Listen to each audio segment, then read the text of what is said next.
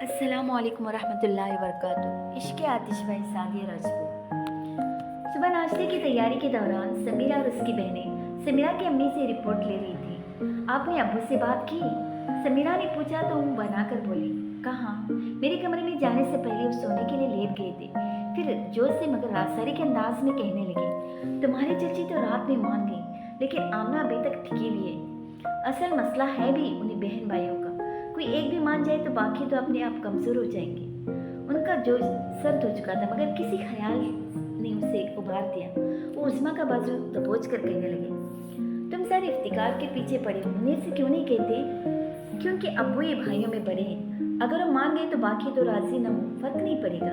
وہ کبھی ابو کے فیصلے کے آگے نہیں بولیں گے۔ عظمیٰ کہہ کر تائید چہرے کے انداز میں اپنی بہنوں کو دیکھنے لگی تو سب نے اس کی تائید کی۔ سائمہ کی نظریں کچن کی کھڑکی سے باہر گئی۔ وہ سمیرہ کا کندھا ہلا کر بولی، سمیرہ ابو ناشتے کے لیے آ گئے، یہ آفاق کدھر ہے؟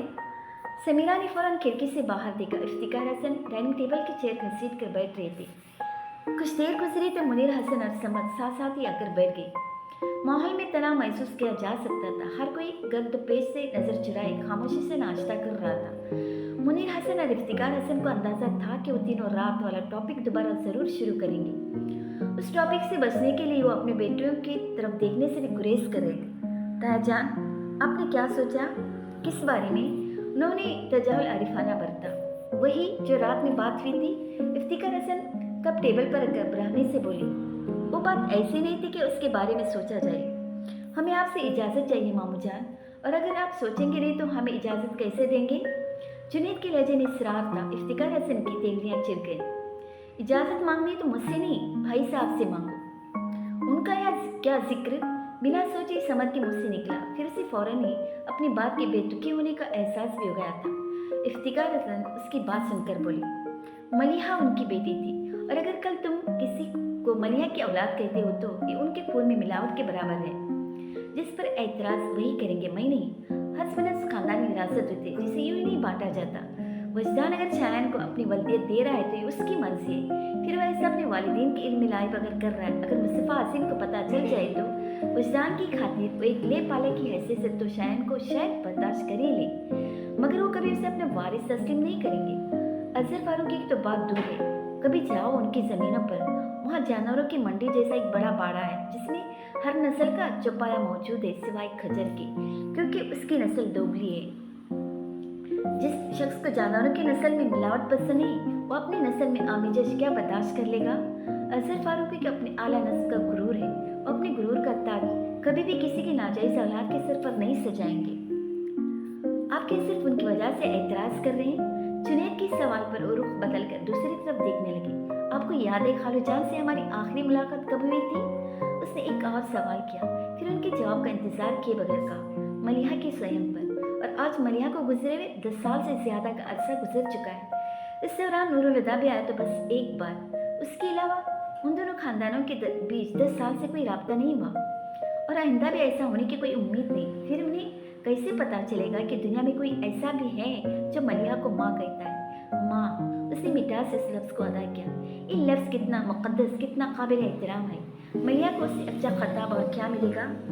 افتخار حسن نے کوئی جواب ہی نہیں دیا، اور منیر حسن جو پہلے لاتعلق سے ناشتے میں مصروف تھے اب چہرے پر عجیب سے تاثرات لے خاموش تھے، اور ان کے سامنے پڑا ناشتہ یوں ہی ٹھنڈا ہو رہا تھا۔ وہ تینوں ہی محسوس کر رہے تھے کہ انہوں نے اپنے بڑے بھائی کی تائید میں ابھی تک کچھ نہیں کہا۔ انہیں خاموشی اپنے حق میں محسوس ہو رہی تھی۔ خاموشی کا وقفہ طویل ہو گیا تھا جسے آخر آفاق نے توڑا، آپ دونوں پپا جان کو صرف ملیحہ کی موت کے لیے ذمہ دار سمجھتے، لیکن کیا وجدان کی بربادی ان کے ذمہ نہیں؟ یہ دونوں الزام لازم و ملزم ہے، لیکن پپا جان اکیلے ملزم نہیں، میرا ضمیر مجھے بھی ان الزاموں میں ان کے ساتھ شامل رکھتا ہے۔ افتخار حسن اور منیر حسن نے ذرا سا چونک کر اسے دیکھا۔ سمد اور جنید بھی حیرت سے اسے دیکھنے لگے، جو سر کو جھکائے نیچے نگاہ کیے کہہ رہا تھا، آپ کو بے خبری کا فائدہ حاصل ہے، مگر میں وہ شخص ہوں جو ملیحہ کی زندگی میں ہی پورا سچ جان گیا تھا۔ میرے پاس 3 دن تک کی مہلت تھی، اور میں ان 3 دنوں میں بہت کچھ کر سکتا تھا، مگر میں نے کچھ نہیں کیا۔ مجھے کچھ کرنے کا خیال ہی نہیں آیا۔ میں ساحل پر کھڑا ان دونوں کے ڈوبنے کا نظارہ کرتا رہا، یہاں تک کہ وہ دونوں ڈوب گئے۔ یقیناً آفاق کی آنکھوں میں نمی آ گئی، جسے اس نے اندر ہی اندر روکتے ہوئے سلسلہ کلام جاری رکھا۔ मेरी गलती ये थी कि मैं उनके जज्बों की गहराइयों को समझ ही नहीं सका। समझता भी कैसे? एक अंगूठी ने मलिहा को बांध लिया और गुरेज के इशारे ने वजदान के रास्ते बदल दिए। तो मैंने सोचा उन्हें अगर मोहब्बत थी भी तो वहाँ तक नहीं पहुँची जहाँ एक दूसरे के लिए चोट सही जाती है, मगर उनकी मोहब्बत तो वहाँ तक पहुँच चुकी थी जहाँ चाहे जाने वाले शख्स के एहतराम अपने हाथों खुद को मिटा दिया जाता है। वजदान मलिहा के लिए मिटता रहा और मलिहा नूरुल-हुदा के लिए मिटते मिटते वजदान के लिए खुद मिट गई। वो अपने आप उस भंवर में से नहीं निकल सकते थे। उन्हें किसी तीसरे की जरूरत थी जो उन्हें इस भंवर से निकालता, मगर मैं वो तीसरा शख्स कैसे बनता? न कोई एतराफ़, न कोई वादा, महज चंद मुलाकातें और कोई अपनी ज़िंदगी खैरात कर दे। ऐसी कोई मिसाल कानों ने सुनी कब थी? मगर मैं फिर भी शर्मिंदा हूँ पापा। उसने सर उठाकर मुनीर हसन को पुकारा। मुझे ऐसा लगता है कि शायन की सूरत में मुझे मौका दिया गया कि मैं अपनी गलती का असाला कर सकूं। फिर शायद वजदान का सामना करते हुए मुझे निदामत न हो। मैं इस बार साहिल पर बैठकर वजदान की डूबने का नज़ारा नहीं करूँगा। मुनीर हसन उसकी आंखों में फैली सुर्खी को देखते रह गए। आज ऑफिस से हाफ डे ले लेना। आफाक उस गैर मतलब जुमले पर अचंभे से बोला। क्यों? उसका जवाब देने के बजाय बोली, मैं वजदान को भी लंच के बाद ऑफ कर दूंगा। तुम उसके घर जाकर शायान को कुछ दिनों के लिए यहाँ ले आना। एक तो उसका एडमिशन टेस्ट होने वाला है, दूसरा वजदान तो शायद एतराज़ न करे, लेकिन उसके घर वाले शायान को हमारे घर कुछ दिन रहने की इजाज़त क्यों देंगे?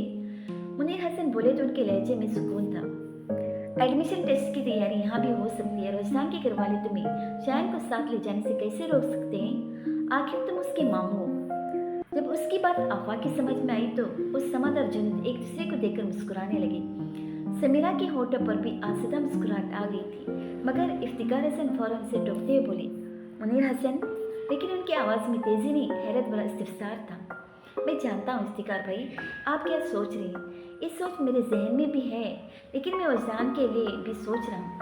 अगर हम उस झूठ की तस्दीक करते तो नुकसान कोई नहीं, लेकिन ये फ़ायदा ज़रूर होगा कि वजदान के जहन से बोझ हमेशा के लिए उतर जाएगा।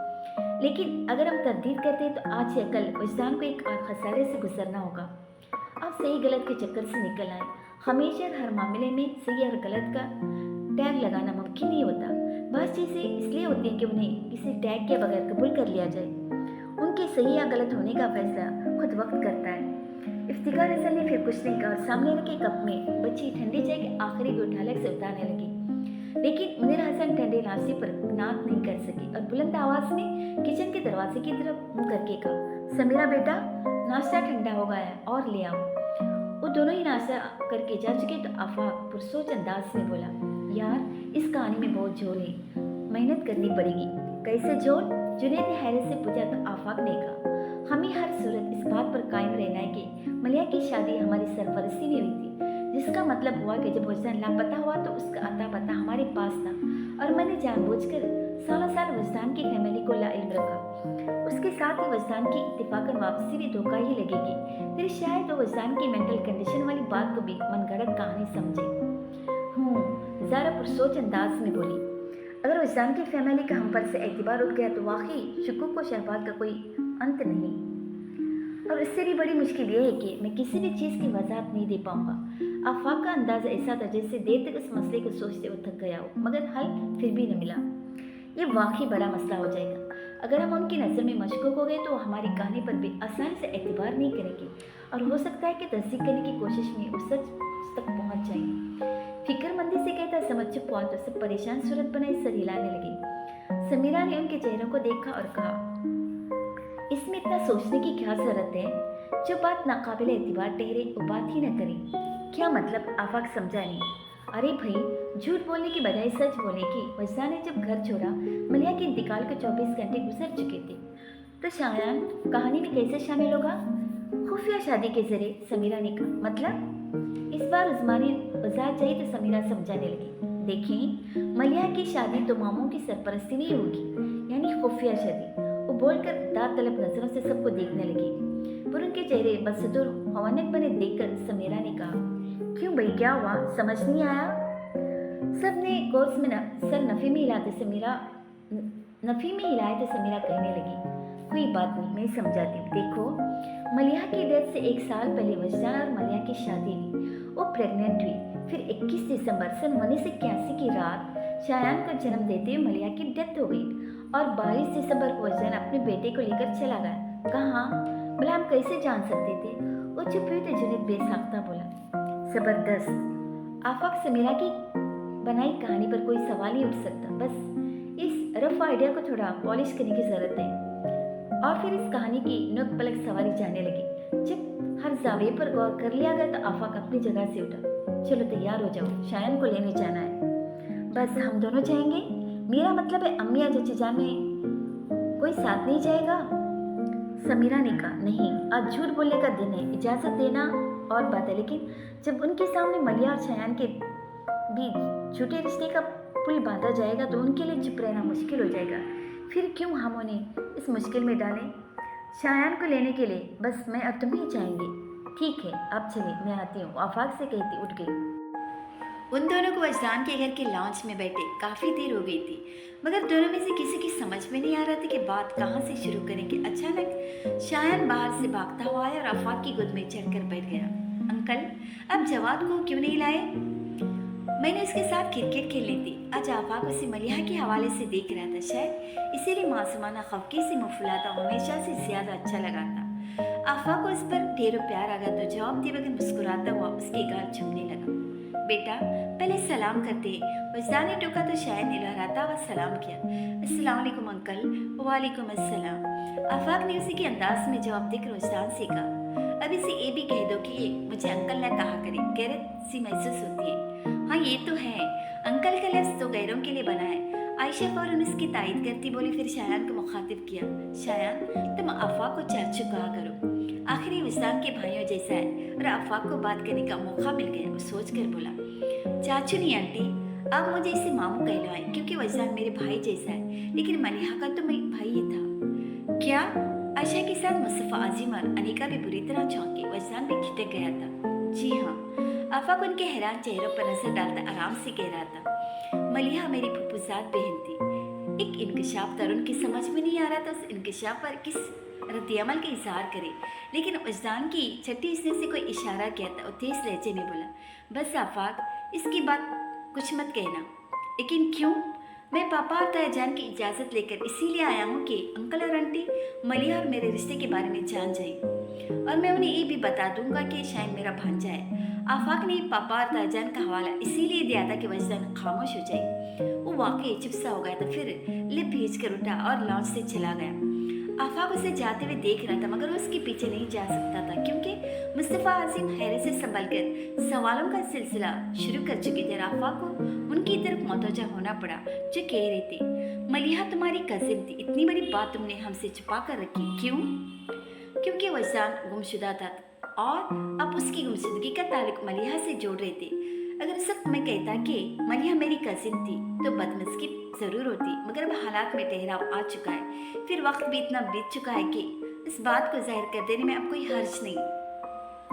मुस्तफ़ा आजिम लब भेजने लगे, फिर मुश्किल अंदाज में देखते हुए बोले, मलिहा तुम्हारी कजिन थी और वजदान दोस्त, और जहाँ तक मेरा अंदाज़ा है तुम उनके राजदार थे। सच बताना आफाक, क्या वजदान ने घर से जाने के बाद तुमसे कभी कांटेक्ट नहीं किया? नहीं, लेकिन आपका ये अंदाज़ा दुरुस्त है कि मैं उन दोनों का राजदार था। ऐसा कैसे हो सकता है? उन्होंने उसकी लाइलमी को रद्द कर दिया। मलिहा को तुम बहन कह रहे हो, और दोस्त चाहे कितना ही काबिल एतबार हो, कोई गैरतमंद शख्स अपनी बहन दोस्त के हवाले नहीं कर सकता जब तक वो उसके निकाह में ना आ जाए। और उसके बाद भी वजदान से मलिहा तो तुमसे राब्ता करती रही होगी। आफाक ने उन्हें इत्मीनान से अपनी बात कहने का मौका दिया। फिर जब वो चुप हुए तो कहा, अब भी आपके सारे अंदाजे दुरुस्त है, मगर एक बात की तस्दीक कर लीजिए कि वजदान ने घर से जाने के बाद मलिहा से शादी नहीं की थी, बल्कि जिस वक्त उसने घर छोड़ा उस वक्त तक मलिहा की डेथ हो चुकी थी। क्या? हैरत की एक और झटके ने उन्हें हिला कर रख दिया। आफाक उसे संजीदगी से कहता रहा, आपको शायद याद हो, जिस रात वजदान ने घर छोड़ा उस दिन मैं सुबह वजदान को लेने आया था और आपके पूछने पर बताया था कि पिछली रात मेरी कजिन की डेथ हो गई और मैं वजदान को जनाजे में शिरकत के लिए ले जा रहा हूँ। वो रुका फिरका, वो कजिन मलिहा थी। मुझे समझ नहीं आ रहा तुम क्या कह रही हो? आयशा बुरी तरह उलझ रही थी। आफाक उन्हें देख कर कहने लगा, ठहरें, मैं आपको शुरू से बताता हूँ। मलिहा की डेथ से तकरीबन 1.5 साल पहले उन दोनों की मुलाकात हुई थी और जिन मुलाकातों में उन्होंने शादी का फैसला कर लिया। लेकिन जब मलिहा ने अपने बाबा जान से बात की तो चिराग पा हो गई। मलिहा ने उन्हें मनाने की हर मुमकिन कोशिश की, लेकिन वो किसी सूरत उस रिश्ते पर तैयार नहीं हुई और मलिहा के लिए वजदान को बोलना नामुमकिन था। बात इतनी बड़ी कि मलिहा एहतिजाजन घर छोड़कर हमारे घर आ गई। उसका ख्याल था कि अकलौती बेटी की जुदाई पर उनका दिल पसीज जाएगा, मगर उनका गुस्सा और भी बढ़ गया और उन्होंने मलिहा को अपनी जिंदगी से बेदखल कर दिया। अब मलिहा वापस नहीं जा सकती थी। उन हालात में उससे बेहतर फैसला कोई नहीं था कि मलिहा की वजदान के साथ शादी कर दी जाए। फिर मेरे पापा और ताया ने मलिहा के सरपरस्तों की हैसियत से उसे वजदान के साथ रुखसत कर दिया। वजदान ने आप लोगों से छुपकर शादी की, क्योंकि उसे खदशा था कि मलिहा के बाबा जान की तरह आप लोग भी उस मामले को इश्यू बना लेंगे, जबकि उस शादी को टाला नहीं जा सकता था, क्योंकि मलिहा को फूफा जान से बहुत मोहब्बत थी और उनकी तरफ से ताल्लुक तोड़ ले जाने के बाद वो डिप्रेशन का शिकार रहने लगी थी। उसे जज्बाती सहारे की जरूरत थी, जो उसे वजदान के अलावा कोई नहीं दे सकता था। इसलिए वजदान ने कुछ वक्त के लिए अपनी शादी को खुफिया रखने का फैसला किया। फिर शादी के कुछ महीनों बाद आफा घर से रटकर आए जुमलों को रवानी से अदा करता जा रहा था कि बोलते बोलते उसकी जबान लड़खड़ा गई। उसके लिए बात को जारी रखना मुश्किल हो गया, तो चुप होने के साथ ही सर को झुकाते उसने गैर महसूस अंदाज में अपना चेहरा छुपा लिया, जो एकदम ही सुर्ख हो गया था। समीरा भाप चुकी थी कि गैरत की सुर्खी है। वो ये भी जानती थी कि आफा की जुबान किस बात ने पकड़ ली, इसलिए उसके चुप होते ही समीरा ने बोलना शुरू कर दिया। जब मलिहा उम्मीद से हुई तो वजदान को लगा कि उसे शादी का ऐलान कर देना चाहिए, मगर फिर भी उसमें इतनी जुरात नहीं थी कि अचानक एक दिन मलिहा को आपके सामने ले आता। फिर उसने सोचा कि एकदम धमाका करने के बजाय वो पहले आप लोगों को इस बात के लिए राजी कर ले कि आप उसकी शादी मलिहा के साथ करने पर तैयार हो जाए। फिर आपको बता देगा कि वो शादी कर चुका है, लेकिन उसकी तवक्का के ऐन मुताबिक आंटी ने मलिहा को कबूल करने से इनकार कर दिया। अब वजदान दोहरे अज़ाब में गिरफ्तार था। एक तरफ उसे आपको मनाना था, दूसरी तरफ मलिहा की तबीयत खराब रहने लगी। वजदान के लिए उसे संभालना मुश्किल हो गया था और वो चाहता था कि फिलफूर उसे घर ले आए ताकि 24 घंटे उसके पास रह सके, मगर उसकी नौबत ही नहीं आई। जिस रात शायद पैदा हुआ, मलिहा की तबीयत अचानक ही बिगड़ गई थी। उसे अस्पताल लेकर गए, लेकिन समीरा ने दानिस्ता बात अधूरी छोड़ दी। मुस्तफ़ा हसीन होठों पर मुट्ठी जमाए खामोश पड़े थे और आयशा मुस्तफ़ा पुरनुम आंखों के साथ बोली, तो ये वजह थी। मैं अक्सर सोचती थी कि मैंने तो वजदान से कह दिया था कि मलिहा से शादी कर ली, फिर वो क्यों चला गया? आज पता चला मैंने इजाज़त देने पर देर कर दी। मैंने इस वक्त उसे मलिहा से शादी करने की इजाज़त दी जब वो मलिहा को दफना कर आ रहा था। उफ मेरे अल्लाह, उन्होंने कुर्ब से आंखें भींच ली और आंसू टप टप उनके गालों पर बहने लगे। कैसे बुर्जी की तरह मेरे लफ्ज़ वजदान के सीने के आर पार हुए होंगे। कैसी माँ उसकी हालत नहीं पहचान सकी। मुझे आज भी याद है, उस रात वजदान अपने हवासों में नहीं लग रहा था कि खुद से बिछड़ गया था, टूट रहा था वो, और मैंने उसे रेजा रेजा कर दिया। काश मुझे पहले पता चल जाता तो मलिहा को खुद जाकर घर ले आती, अपने हाथों से उसका ख्याल रखती। भला वजदान उसे इस हालत में कहाँ संभाल पाता होगा। फिर वो आंसू पोंछती मुस्तफ़ा अजीम से बोली, याद है मुस्तफ़ा साहब, मलिहा के इंतकाल से कुछ महीने पहले वजदान ने अचानक घर से बाहर रहना शुरू कर दिया था। ऑफिस भी नहीं जाता था, सुबह का निकला आधी रात के बाद घर में घुसता था और हम नाराज़ होते थे। अब समझ आया उसकी बीवी माँ बनने वाली थी। फिर वो कैसे घर और ऑफिस की परवाह करता, उसका ध्यान तो मलिहा में अटका रहता होगा। फिर जैसे उन्हें किसी बात का ध्यान आया था, उन्होंने पुकारा, अनिका। जी अम्मी, वो चौंक कर बोली, तुमने बताया था कि वजदान के जाने से 2-3 दिन पहले जब उसका एक्सीडेंट हुआ था, मलिहा वजदान से मिलने घर आई थी। उनकी बात का मफहूम समझकर सहमी आवाज में बोली, जी बताया था। आयशा मुस्तफ़ा के तेवर बिगड़ गए, मगर तुमने ये नहीं बताया था कि मलिहा बुरे दिनों से थी। आफाक और समीरा उनकी बात सुनकर घबरा गई। आफाक के जहन से बात ही में हो चुकी थी कि अनिका की मलिहा के साथ एक छोटी सी मुलाकात हुई थी और अब उसे लग रहा था उसका भांडा फूटने वाला है और शायान का भी। उस सटपटाई नजर से अनिका को देखने लगा, मगर आफाक को यह देखकर हैरत हुई कि अनिका उससे भी ज्यादा बुरी तरह सटपटाई हुई थी। तेजी से पलकें झपकती और बार बार कुछ कहने के लिए मुंह खोलती, लेकिन कोई जवाब जैसे बन नहीं पा रहा था। बोलो अनिका, अब चुप क्यों हो? जवाब दो। उसकी चुप से झंझलाकर मुस्तफ़ा अजीम बोले तो उनकी आवाज़ में दबा दबा गुस्सा था। अनिका रोहान सी हो गई। क्या बोलो अब्बू, जब मैंने कुछ महसूस ही नहीं किया था? अफवाह का दिल उछलकर हलक में आ गया। क्या बात कर रही हो? आयशा पहले से भी तेज लहजे में बोली।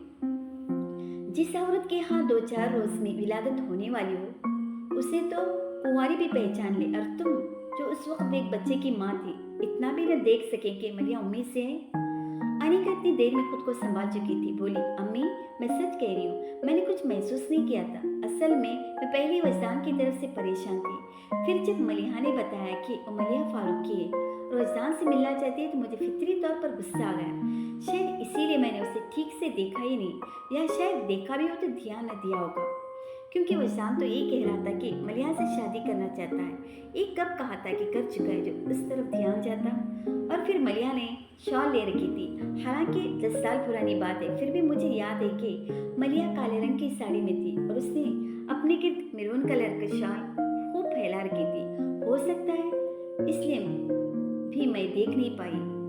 आफाक और समीरा सुकून का सांस लेते एक दूसरे को देखकर मबहम सा मुस्कुराए थे। हालांकि अनिका चश्मदीद गवाह थी, पर उसका वो हाल था कि मुझे खुद अपनी आंखों पर एतबार नहीं। उसका असर सुनकर भी आयशा कहीं बगैर न रह सकी। बहुत अखलाकी अमल से गुजरी हो तो कई दूसरे भी उसके नाच उठाते। और हमारे पोते की माँ शोहर की खबर लेने चौखट पर आई भी तो तुमने उसे दरवाजे से लौटा दिया। तुमने बहुत ज्यादती की अनिका। वजदान को पता चला होगा तो कितना बुरा लगा होगा उसे कि आज तक नाराज है। ठीक ही था फिर जो अपने बच्चे को लेकर चला गया। भला वो अपने बच्चे को इस घर में लेकर क्यों आता जिस घर में उसके बच्चे की माँ को पाँव रखने की इजाजत नहीं मिली। बीती बातों का दुख करने से क्या होगा। उन्हें मासी का अफसोस करते देखकर मुस्तफा अजीम ने धीरे से कहा, फिर आफा की तरफ मुड़े। तुम यकीन करो, हम सबको मलिहा की जवामगी का बहुत अफसोस है। मैं तुम्हारे अब्बा और ताया से भी खुद जाकर तासीर करूंगा। बेशक मलिहा के इंतकाल को तवील मुद्दत गुजर चुकी है, मगर हमें तो आज ही मालूम हुआ है कि वो तुम्हारी बहन थी। बल्कि तुम मुझे मलिहा के वालिद का भी पता बता दो, मैं उनसे मिलने जाऊंगा। ऐसा सोचे भी मत, आफा घबरा कर बोला। क्यों? मैंने बताया ना, उस रिश्ते पर खुश नहीं थी। वो तो तब की बात थी। मुस्तफा अजीम उलझ कर बोले। बात अब भी यही है क्या? बेटी की मौत भी उनका गुस्सा ठंडा नहीं कर सकी? वो हैरत से बोले। फिर एक ख्याल के तहत पूछा, वो मलिहा की वफात के बारे में तो जानते हैं ना? हाँ, बल्कि वो मलिहा की आखिरी रस्म में शामिल थे, लेकिन उन्होंने एक बार भी शायान की तरफ नहीं देखा। आफाक उस ख्याल से जल्दी से बोला कि कहीं वो मलिहा के जनाजे में बाबाजान की शमूलियत को उनकी तरफ से नरमी न समझ बैठे। हद हो गई। मुस्तफा अजीम को यकीनन बुरा लगा था। ठीक है, बच्चों से गलती हो गई थी, मगर अब तो उन्हें माफ कर देना चाहिए। फिर जब बेटी ने रही तो नाराजगी किस बात की? आप नहीं जानते अंकल, बाबाजान की सख्त मिजाजी बेमिसाल है। अगर वो इतनी जिद्दी न होते तो मलिहा उनकी मर्जी के बगैर शादी क्यों करती? और आपको क्या लगता है, क्या मलिहा ने उनके बाद उन्हें मनाने की कोशिश नहीं की? मलिहा ने बहुत जतन किए कि वजदान को कबूल कर ले, मगर फूफाजान टस से मस ना हुई। मौत बरहक है और एक दिन सबको मरना है, लेकिन ये भी सच है मलिहा को फूफाजान की नाराजगी ने मौत से पहले मार दिया था। उसे अपने बाबाजान से बहुत मोहब्बत थी। वो उनकी नाराजगी के साथ समझौता नहीं कर सकी। उनकी अनापरस्ती का अंदाजा लगाएं कि वजदान के साथ उनकी पहली मुलाकात ही मलिहा के जनाजे पर हुई थी, और उस दिन भी उन्होंने वजदान को मुखातिब करना गवारा नहीं किया, और उस दिन से लेकर आज तक उन्होंने एक बार भी वजदान से मिलने की कोशिश नहीं की। आफाक ये सब इसलिए कह रहा था ताकि मुस्तफा अजीम बाबा से मिलने का ख्याल ही जहन से झटक दे। वजदान से शायन से मिलने को तो दिल चाहता होगा, आखिर उनका नवासा है, उनका खून है। दिल चाहता तो कभी मिलने ना आते। आफाक की बात उन्हें चुप होने पर मजबूर कर दिया था। फिर आज़ादगी से बोली, अगर गलती हुई थी तो मलिहा वजदान से हुई थी, पर समझ नहीं आता इस बच्चे को किस चीज़ की सजा मिल रही है कि वो सारे रिश्तों से दूर रहे। मुझसे पूछता है, सवार और मनाइल तो हमेशा से आपके साथ रहते हैं, मैं क्यों नहीं रहता था? कभी जो दोनों अपने नाना के घर चले जाए तो इज्जत करने लगता है कि मुझे भी नाना के पास जाना है। अब मैं उसे कैसे समझाऊं कि उसकी किस्मत में अधूरे रिश्ते हैं। मासूम बच्चे का जहन उलझनों का गढ़ बनकर रह गया है।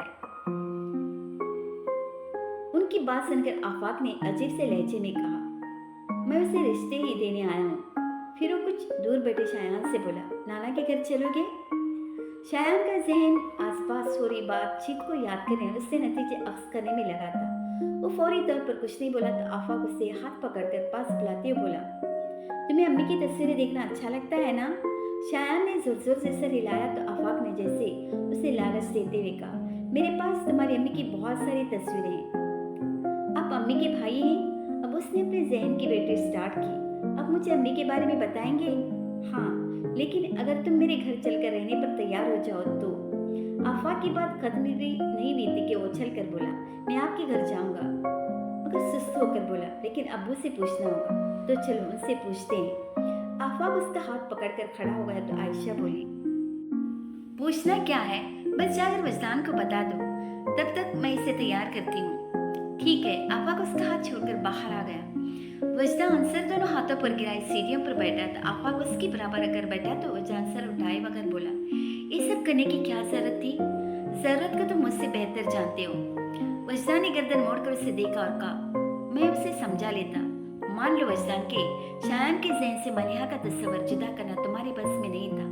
वजदान बेबसी से चेहरा मोड़कर सामने देखने लगा, फिर थकन भरी आवाज में बोला, अब मैं मुनीर अंकल और इफ्तिकार अंकल का सामना कैसे करूंगा? आदत हो जाएगी। उसके लहजे में लापरवाही थी। तुम्हें ऐसा नहीं करना चाहिए था। वजदान ने मलामत की। तो और क्या करता? आफाक चिढ़ गया। उस दिन जब शायान मलिहा को अम्मी कहकर उसकी तस्वीरें दिखा रहा था तो वहाँ जवाद और फाइजा भी थे, जो मलिहा को दूसरे हवाले से जानते हैं। वो तो शुक्र था कि उन्होंने मलिहा को नहीं पहचाना, लेकिन शुक्र करने का ये मौका हमेशा नहीं मिलता। फिर तुम क्या करते?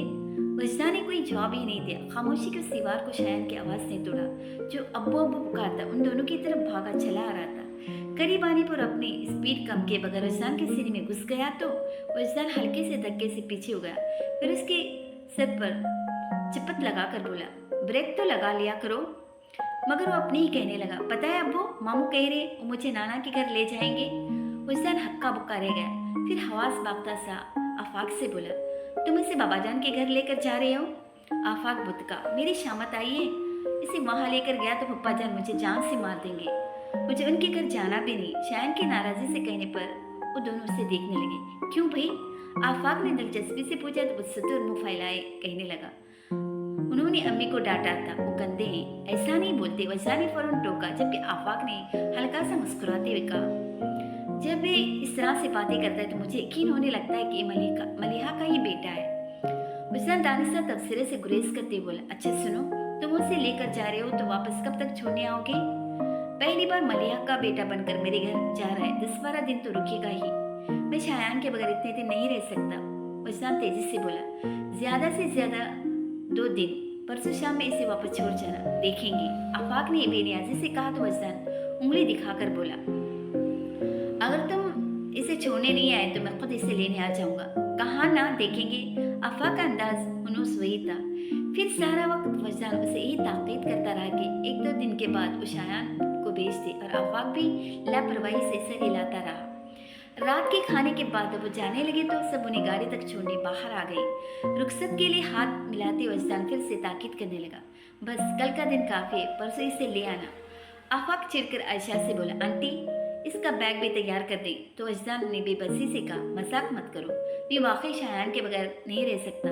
मैंने कभी एक दिन के लिए भी इसे खुद से अलग नहीं किया, और वो मेरे बगैर उदास हो जाएगा। हाँ ये तो है, बल्कि देखो वो अभी से उदास हो गया। उसने गाड़ी की तरफ देखा जिसकी ड्राइंग सीट पर शायान बैठा था। तुम बहुत ही बदतमीज इंसान हो। और गाड़ी के पास आकर ड्राइंग सीट का दरवाजा खोलकर पाँव बाहर रखे अंदर सीट पर बैठते हुए शायान को बाजू में जकड़कर सीने से लगा के प्यार करते हुए बोला, वहां जाकर शरारत मत करना, और उदास हो जाओ तो मामू से कह देना, वो तुम्हें मेरे पास ले आएंगे। फिर समीरा से कहने लगा, भाभी जरा ख्याल रखिए, ये सारा वक्त खेलता न रहे। उसका एडमिशन टेस्ट होने वाला है, खाने का भी ध्यान रखिए। ये टाइम पर खाना नहीं खाता, दूध से तो भागता है, आपको जबरदस्ती पिलाना पड़ेगा। तुम बिल्कुल फिक्र मत करो, मैं शायान का पूरा ख्याल रखूंगी। समीरा ने उसे मुतमईन करने को कहा। तभी आफाक जो दरवाजे में झुककर खड़ा उनकी बातें सुन रहा था, वजदान के कंधे पर हाथ मारकर मतवजा होते हुए बोला, जिसे सिखा रहे हो उसे 2 बच्चे पालने का तजुर्बा है, और अब आप बाहर आइए। आफाक ने उसे बाजू पकड़कर बाहर निकाला, फिर ले जाकर मुस्तफा अजीम के बराबर खड़ा कर दिया। जरा इसे पकड़ कर रखिए ताकि मैं जा सकूं। फिर वजदान के उतरे हुए चेहरे को देखकर मजाक उड़ाता बोला और गाड़ी में जा बैठा। फिर इंजन स्टार्ट करते गाड़ी को गेट से बाहर निकाल ले गया। मुस्तफा अजीम ने वजदान की तरफ देखा, जो कुछ सोचता हुआ गेट से बाहर सड़क को देख रहा था। जिंदगी में यही एक उलझन बची थी, वो भी सुलझ गई। अब तुम्हें फैसला कर लेना चाहिए।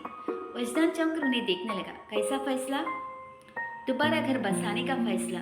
वापस गर्दन मोड़ते वजदान सामने देखने लगा। जिंदगी में ऐसे शख्स की जरूरत हमेशा रहती है जो दुख सुख बांट सके। थक जाओ तो थकन समेट ले, लड़खड़ाओ तो हाथ थाम ले, फिर अभी तुम्हारी उम्र भी इतनी नहीं हुई कि तन्हाई को आदत बना लो। अब भी तुम्हारे सामने जिंदगी का लंबा सफर बाकी है, ये सफर अकेले नहीं कट सकेगा। मैं अकेला कहाँ हूँ, मेरे पास शायान है। उसकी बात पर मुस्तफा हसीन बोले, ये फैसला तुम्हारे यहाँ ही नहीं, शायान की भी जरूरत है।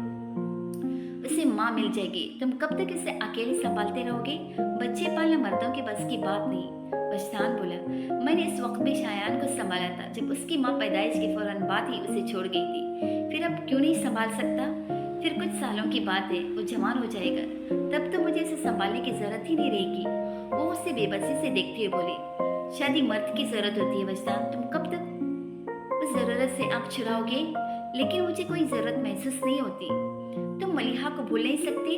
कुछ तवक्कुफ के बाद उन्होंने पूछा तो बस्तान ने नजर झुकाते हुए आहिस्तगी से कहा, भूल भी जाऊं तो याद आती रहेंगी। और मुस्तफा हसीन मायूसी से सर झुकाकर पलट गए, मगर अंदर जाने से पहले उन्होंने मुड़कर देखा तो बस्तान पोर्च के तेज रोशनी में गुमसुम खड़ा था।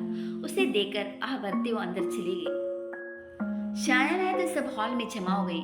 आओ तुम्हारी सबसे जान पहचान कराऊं। सबसे आफाक उसका तारुफ करवा रहा था और शायद उन रिश्तों को जहन में नक्श कर रहा था। रात में ओ गोहर और ज़हरा बच्चों को उनके मुश्तरका कमरे में सुलाने आए तो कुछ देर बाद ही इरम दूध का जग उठाए कमरे में आ गई।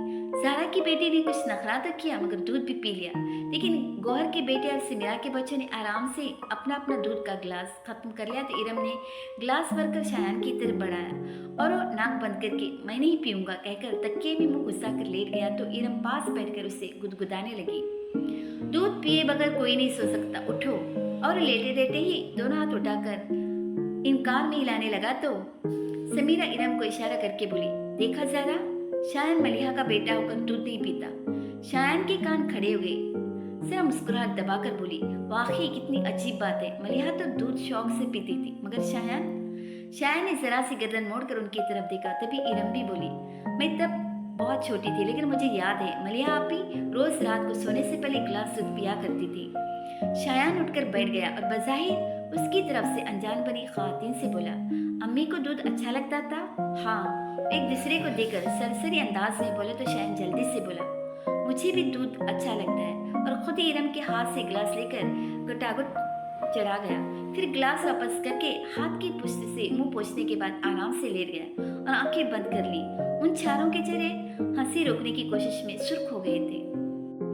अगली सुबह इफ्तिकार हसन फजर की नमाज के लिए घर से निकलने लगे तो उन्होंने देखा कि शायान गेट के पास बने संगी बेंच पर चढ़कर बैठा है। रात तो उन्होंने शायान की तरफ देखा भी नहीं था, मगर सब हैरत की जेर से उसके पास चले आए। तुम इतनी सुबह जाग गई और इतनी ठंड में बाहर क्यों आए हो? नमाज पढ़नी है बड़े नाना, मगर मुझे पता ही नहीं मस्जिद किधर है। छोटे बच्चे की मौत से ऐसी बात सुनकर उन्हें भी इख्तियार उस पर प्यार आ गया था, मगर अपने अंदाज से उन्होंने कुछ जाहिर न होने दिया और सपाट आवाज में बोली, मैं भी नमाज पढ़ने जा रहा हूँ, मेरे साथ आ जाओ। और वो जी बड़े नाना कहता छलांग लगाकर बेंच से उतरा और पास आके उनका हाथ पकड़ लिया। इफ्तिकार हसन उसे साथ लेकर चल पड़े। चाहते हुए पूरा रास्ता बातें करता रहा, मगर जब नमाज पढ़कर मस्जिद से बाहर आए तो इफ्तिकार हसन ने महसूस किया कि वो चुपचाप सा है। उसे देखकर दिल पर बोझ आ पड़ा था। अंदरूनी दरवाजे के बाहर बने दालान में समीरा की अम्मी तख्त पर बैठी कुरान पाक की तिलावत कर रही थी।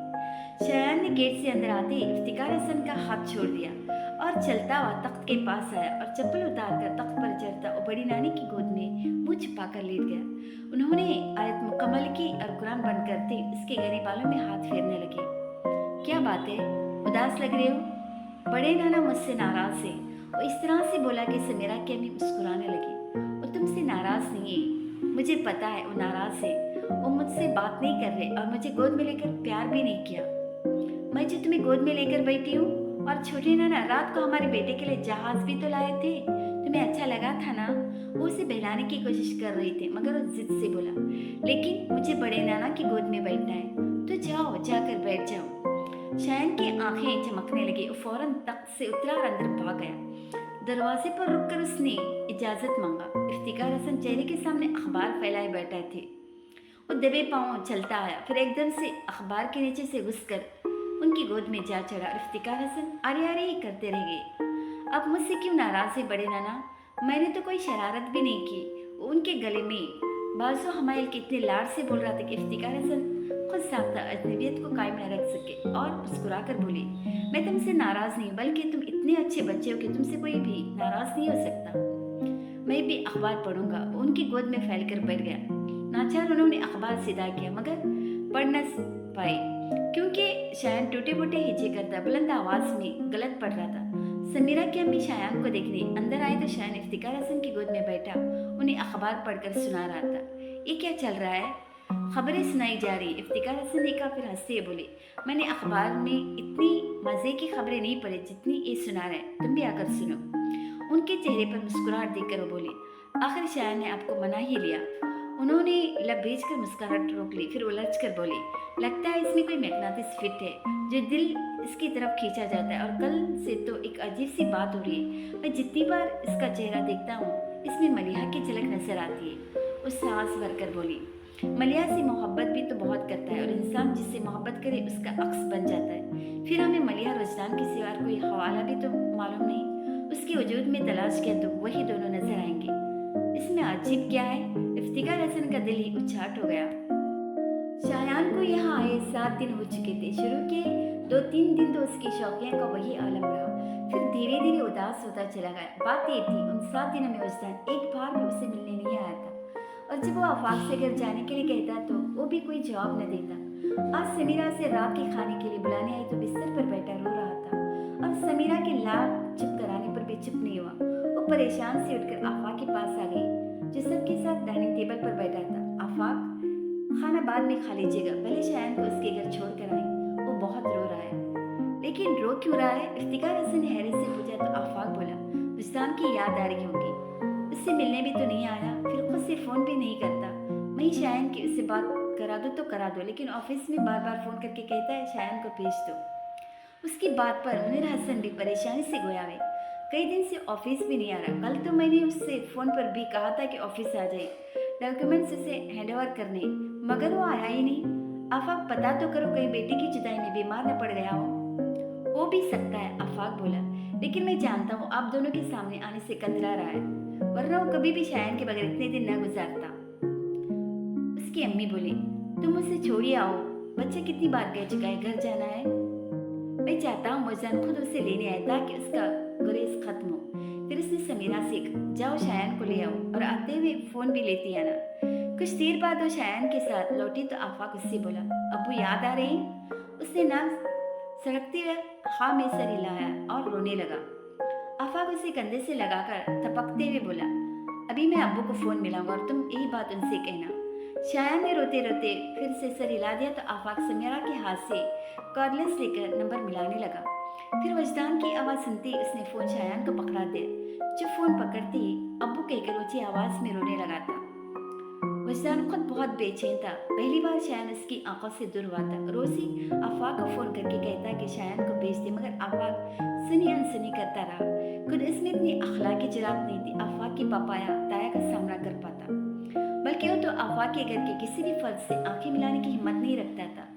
उसे लग रहा था जैसे ज़बरदस्ती ऐसी चीज़ पर मलकियत का हक जता रहा है जिस पर उसका कोई इस्तेहकाक नहीं। मगर शायन की आवाज़ पर वो पिघल कर गया था। आप याद आ रहे हैं अब्बू, आकर ले जाएं, तुम भी मुझे बहुत याद आ रहे हो। वजदान ठहरे हुए लहजे में बोला, अब्बू मुझे यहाँ से ले जाएं। वो बार बार एक ही रट लगाए हुए था, मैं आ रहा हूँ मेरी जान, बस तुम रोना बंद कर दो। वजदान की बेचैनी को महसूस करके शायन आंसू जब्त करने की कोशिश में भराई आवाज़ में बोला, जल्दी आइएगा, बस तुम फ़ोन रखो, मैं 2 मिनट में आ रहा हूँ। वजदान ने कहने के साथ ही फ़ोन बंद कर दिया और गाड़ी की चाबी उठाकर तेज़ी से बाहर लपका। शायन की पुकार उसके सब एहसासात पर भारी थी, और वो फुल स्पीड से गाड़ी भगाता आनन फानन आफाक के घर आ पहुंचा। वजदान ने हॉल में कदम रखा तो सामने इफ्तिकार हसन और मुनीर हसन शायन को साथ लिए सोफे पर बैठे थे। बाकी लोग भी वहीं मौजूद थे और शायन को दिलासे दे रहे थे, जो अभी तक रो रहा था। शायन, वजदान ने इस पर नजर पड़ते ही पुकारा। शायन ने आवाज़ की सिमत देखा, फिर अब्बू आ गए कहता बंदूक से निकली गोली की तरह उठकर वजदान की तरफ दौड़ पड़ा। उसे अपनी तरफ आते देखकर घुटने जमीन पर टिकाकर बैठते वजदान ने अपनी बाहें खोल दी और शायन दौड़ता हुआ आकर उनमें समा गया।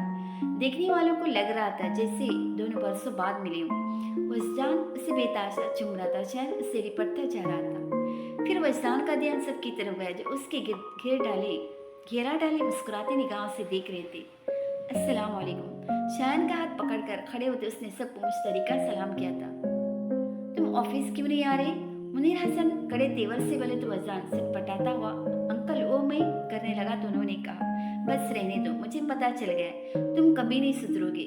मेरी भांजी नहीं रही तो क्या हुआ? उसका बेटा जो है जिसके नाम पर तुम जी भर के उठ पटांग हरकतें कर सकती हो।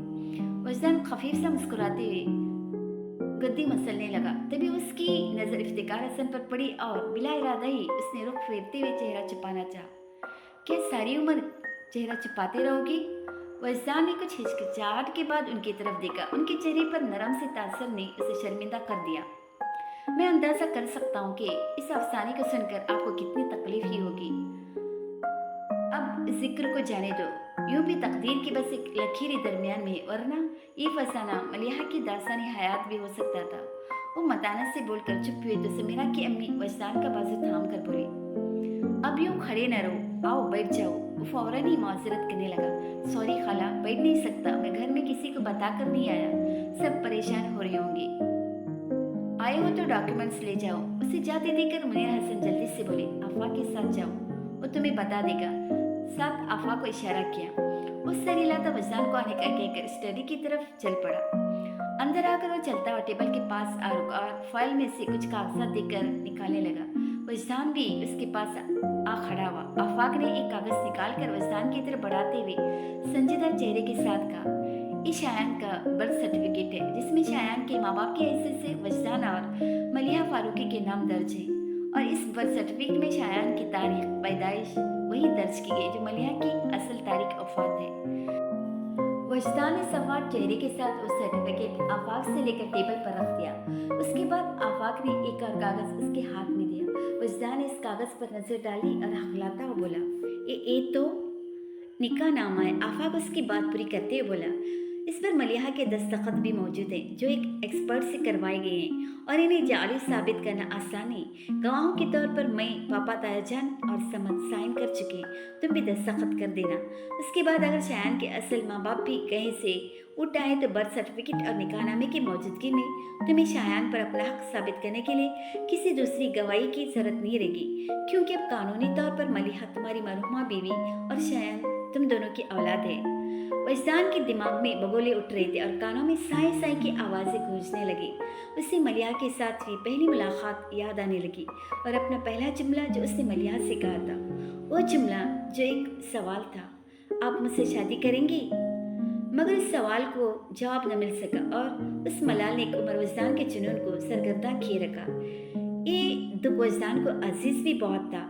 ये दुखी तो उसकी चाहत का सिला था, ये दुखी उसकी उम्र का हासिल था।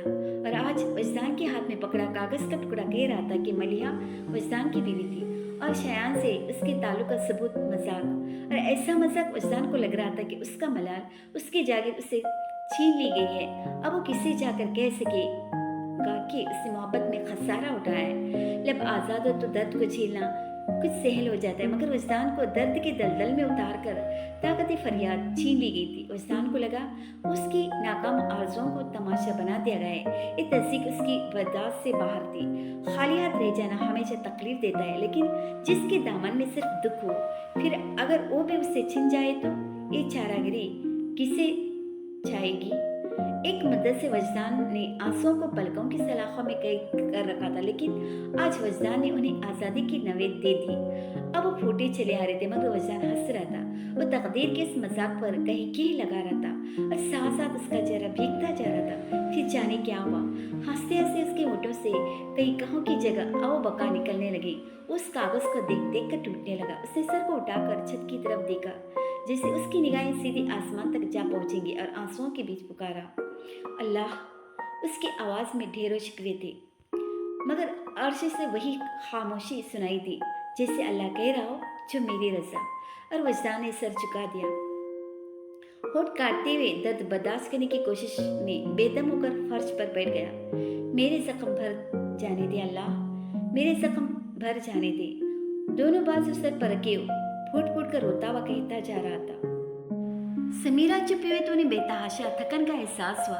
ये थकन सिर्फ इसलिए नहीं थी कि वो मुस्तकिल कई घंटों से बोल रही थी, बल्कि माजी के पुरखार रास्तों पर नंगे पांव चलने का नतीजा थी। और रास्ते बेशक उनका नसीब नहीं थे, मगर जिनके थे उनके पाँव के जख्म उन्होंने उंगलियों पर शुमार किए थे। उन्हें अपना हालत सूखता हुआ महसूस हुआ तो बेड पर बैठे बैठे ही उन्होंने साइड टेबल पर रखे जग से पानी ग्लास में उंडेला और ग्लास होठों से लगाकर हलक तर करने के बाद ग्लास में झांकती हुई बोली, आज देखने वाली आंखें जस्टिस वजदान मुस्तफ़ा को रश्क से देखती हैं। कौन ऐसा खुश नसीब होगा जिसे जिंदगी में इतनी कामयाबियां मिली हों कि जो भी चाह आखिर उसे पा लिया, इससे शोहरत, दौलत और मोहब्बत भी। क्योंकि दुनिया तो यही देखती है कि वजदान ने जिस लड़की से मोहब्बत की उसकी बीवी बन गई, जी न सकी, ये और बात है। मगर उन चंद खुश नसीबों में से जिनकी मोहब्बत तकमील को पहुंचती है और उस मोहब्बत की हसीन यादगार है शायर मुस्तफ़ा। जवान बेटे का बाप होना अपने आप में खुशबख्ती है, और बेटा अगर एएसपी शायर मुस्तफ़ा हो तो क्या कहिए। ज़िहानत और वजाहत तो उसे माँ बाप से वरसे में मिली है, और उसकी सादतमंदी और फरमान बरदारी यकीनन वजदान की तरबियत का नतीजा है, जिसने सही मानों में महबूबा बीवी की निशानी को सीने से लगा कर रखा। लोग वजदान को देखते तो रश्क से सोचते हैं, काश उन्हें भी ऐसी किस्मत मिल जाए। मगर मैं हर बार वजदान को देखकर यही दुआ करती हूँ कि उस जैसी किस्मत अल्लाह किसी को न दे। उन्होंने सिर उठाकर तानिया को देखा, जो दीवार के साथ कमर टिकाए कारपेट पर बैठी थी।